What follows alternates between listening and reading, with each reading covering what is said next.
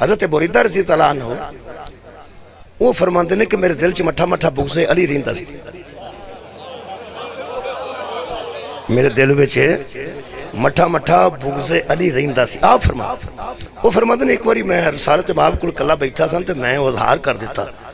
کہ یا رسول اللہ میرے نام وچ نا مٹھا مٹھا بغض علی رہندا۔ میرا خیال ہے کوئی گھبران والی گل نہیں، ڈاکٹر کو جا کے بندے اپنی ساری بیماریاں دس دیں۔ تسی یہ گل دسو یہ بغض علی بیماری نہیں، بیماری ہے جیڑی نماز کھا جائے تو بڑی بیماری کیڑی ہو سکتی،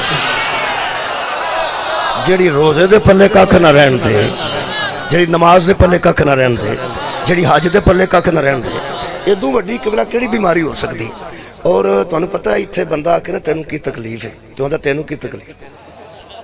کسے نو آکھو تینوں کی تکلیف ہو کہ تینوں کی تکلیف ہے، تے ڈاکٹر کو جا کے بندہ 3000 فیس بھی دیندے نے تے پھر وہ پوچھدا تینوں کی تکلیف ہے، تے بندے ساریاں تکلیفاں دسدے جاندے نے،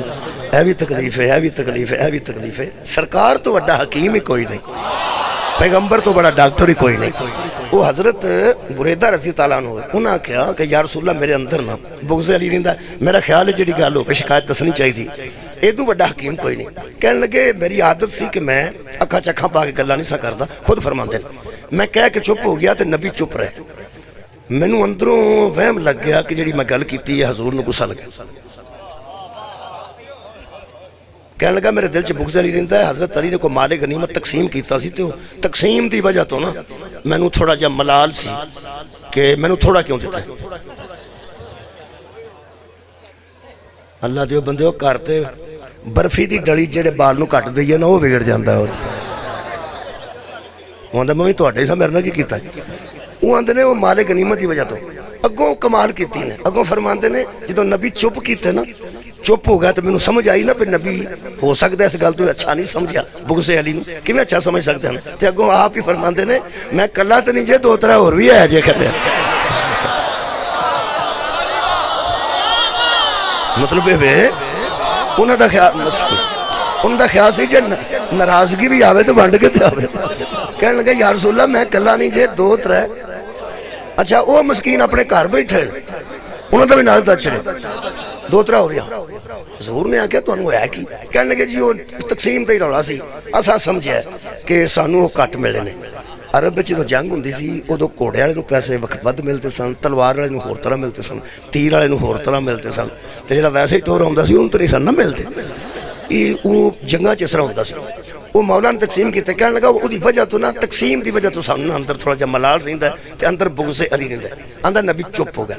میں 3 باری انہاں گلاں کیتیاں، پہلی باری میں آکھیا معافی دے دیو، نبی پھر چپ سن، پھر میں کہا یا رسول اللہ کسے طریقے معافی ہو سکتی ہے، پھر نبی چپ رہے،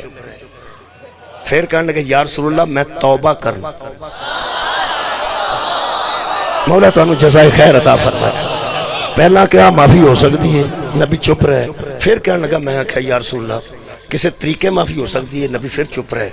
تیسری مرتبہ میں کہا یا رسول اللہ میں توبہ کرنا، آندا نبی چپ رہے۔ یہ دوویں ہاتھ میرے قرآن تے نے، یہ پاک و پاکیزہ علم نے، یہ دو اگر نیا کوئی نہیں، سید بھی بیٹھے نے، مستورات تیاں پینا بھی بیٹھیاں نے، اے قرآن ہے میں انہاں اکھاں نال پڑھیا ہے۔ اس میں آکھیا پہ مینوں صاحب لگا کہ نبی راضی نہیں ہوئے، تو میں رسول اللہ نو آکھیا یا رسول اللہ ساری باتیں چھوڑیں، آپ ہاتھ بڑھائیں میں دوبارہ اسلام کی بیعت کروں۔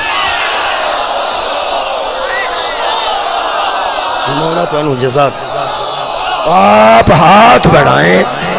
میں دوبارہ اسلام کی بیعت کرتا ہوں، دوبارہ مسلمان ہونے کا اقرار کرتا ہوں۔ میں گردن میری تے ہاتھ توڑا، اگر نبی نے آکھیا وہ تکلفن بھی نہیں کوئی گل نہیں، آندا میرے دیکھتے ہی دیکھتے پیغمبر نے ہاتھ بڑھا دیا اور میں نے تجدید اسلام پہ محمد کی بیعت کی۔ یہ مطلب ہے بغض علی ایک ایسی بیماری ہے جس کے آ جانے کے بعد بندہ برادری سے نہیں نکلتا، اسلام سے ہی نکل جاتا۔ کیا بات ہے، مولا بھائی تانوں جزائے خیر عطا فرمائے۔